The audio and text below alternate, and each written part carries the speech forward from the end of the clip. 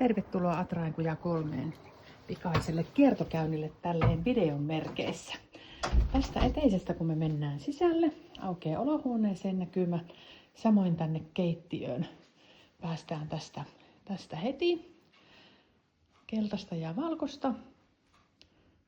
Ja tästä tosiaan alas olohuoneeseen näkymä. Keittiöstä voidaan mennä tästä kodinhoitohuoneeseen, jossa on pesukoneet tuolla ja kuivausrumut vähän ylempänä.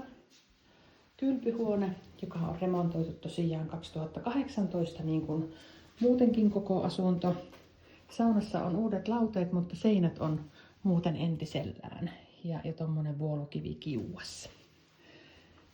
Tästä kodinhoitohuoneesta löytyy yksi vessa, tämmönen vihreän sävyinen.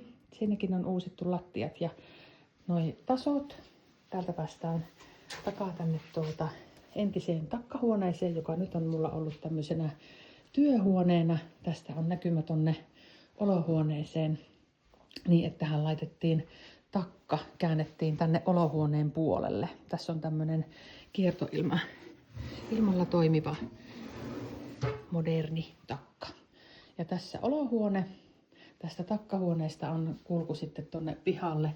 Tuolla on iso tommonen terassi ja piha etelään päin muutenkin tuosta. Olohuoneessa on tämmönen erkkeri, samoin niin kuin tuolla keittiössäkin.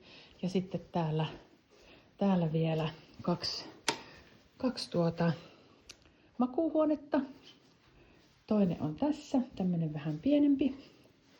Sitten tullaan vähän isompaa, jossa on tämmönen raju pioonitapetti yhdellä seinällä, mutta muualla sitten vähän rauhallisemmat tapetit. Ja sitten täällä ylhäällä sisääntulon vieressä on vielä yksi vessa, joka on tämmönen sinisävyinen. Sielläkin tommonen kristallikruunu ja sitten tämmönen isompi makuuhuone ja tässä tilassa on myös vaatehuone. Tämmönen on Atrainkuja 3.